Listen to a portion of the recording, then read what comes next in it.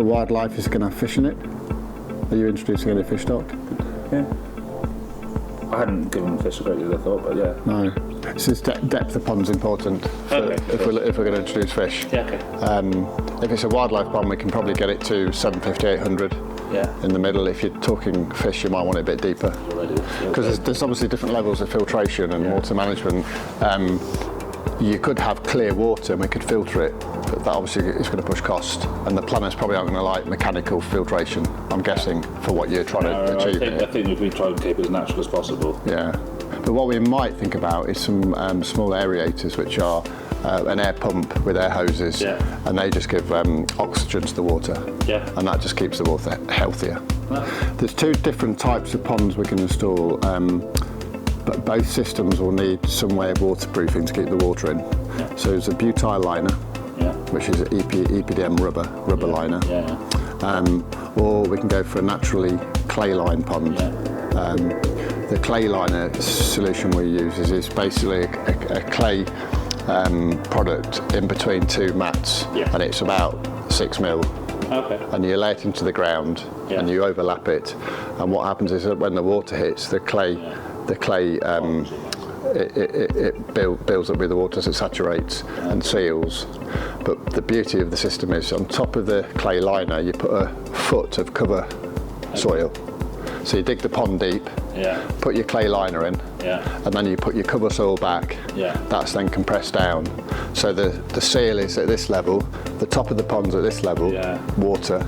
So what you see is a very natural pond. And the liner, so the liner's self-sealing if roots get involved. If it has a breach, it fixes itself. And of course, because it's under a foot of cover soil, nothing can get to it. So there's no breaches. And when you're looking at ecosystem and biodiversity, you're talking about 100% natural products. So that's what I think, for many reasons, would be the right solution for you.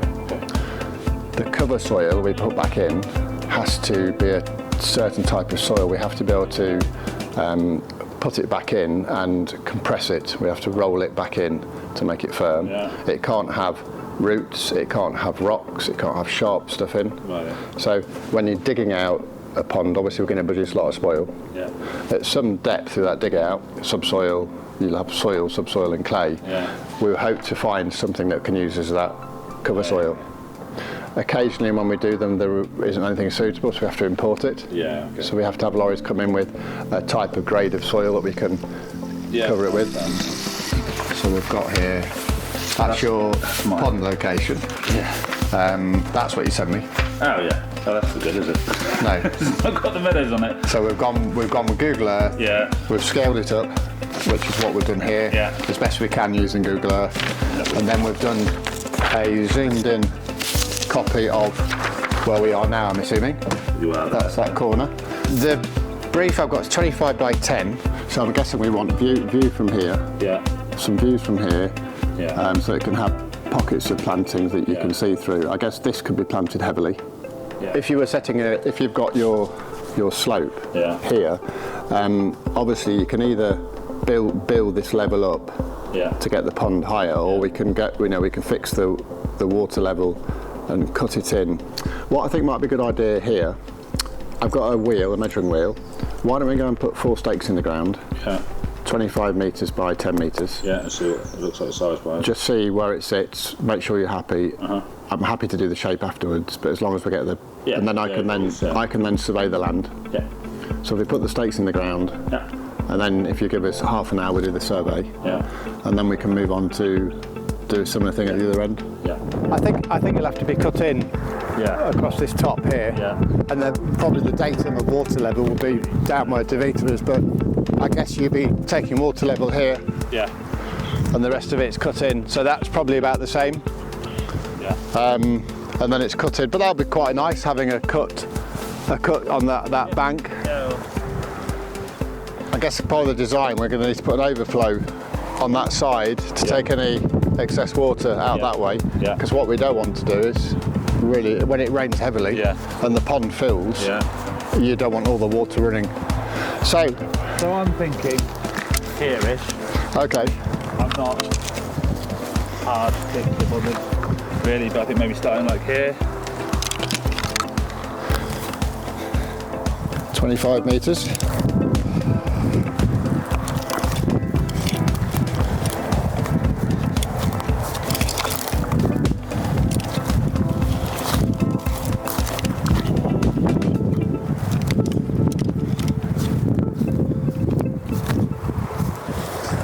I'm just measuring 25 metres by 10 metres, which gives us length and width, and I'm about in the middle of the pond here. So I guess the only thing you might consider is maybe a bit wider, because 25 by 10 is fairly long and thin. I was thinking, looking at it now on the ground, I was thinking actually bringing it in 5 metres. Okay. So 20, and then we can increase it to 12 maybe? Yeah. Would that work? Yep. So we're just going to go and survey the land. I've put some stakes in the ground which show a pond of 20 metres by 12 metres. So we're going to look at the levels. So this stake here is the far end of the pond. So I'm going to take my datum from this top side of the pond. It's just useful for the design team to have a reference point actually at the end of the pond.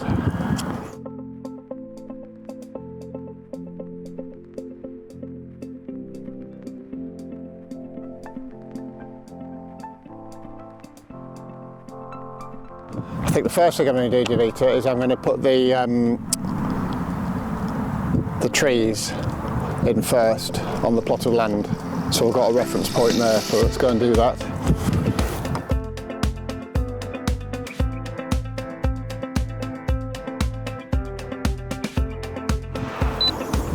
So I'm going to take a measurement from this side of the trees back down to the corner of the field.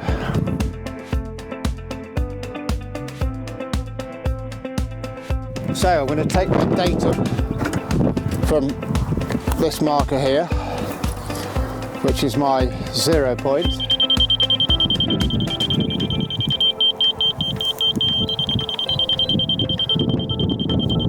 Which is 991.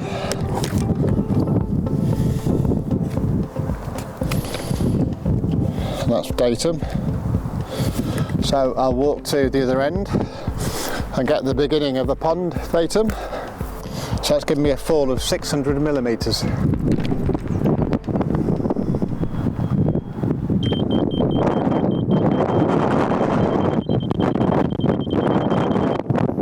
then I'm going to do the sides of the pond now.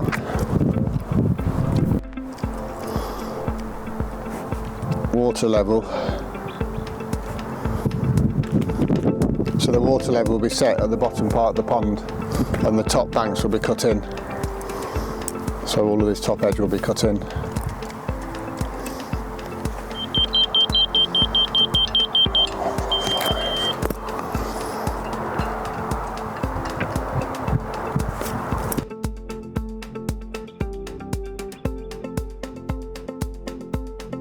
Yeah. For filling the pond and stuff, will there be water available? Yeah. Yeah, we've got 7 water mains running inside, so we'll have to get one out of the ground. Okay, cool. What's the thing you most enjoy about surveying? Being outside in the lovely air with this blue sky and getting all the detail we need. That's what I like. Getting accurate measurements. And what's the most important thing about doing the survey? Making sure that when you're back in the office you don't think, I wish I'd done that and I wish I'd taken that. So just getting the detail, spending the time to make sure the detail's right. Lots of pictures and videos, and yeah, just making lots of notes, making sure you're up to speed with everything. Is there anything the clients can do to help prepare before you visit? Well, we do that on the phone calls because Tori speaks to them and gets a brief. I check the brief and I always call the client and go through the pre-survey, and we talk about what they're actually looking to achieve. So we tend to do that by due course anyway, and I guess making sure the client's here and got the time, which today's been great.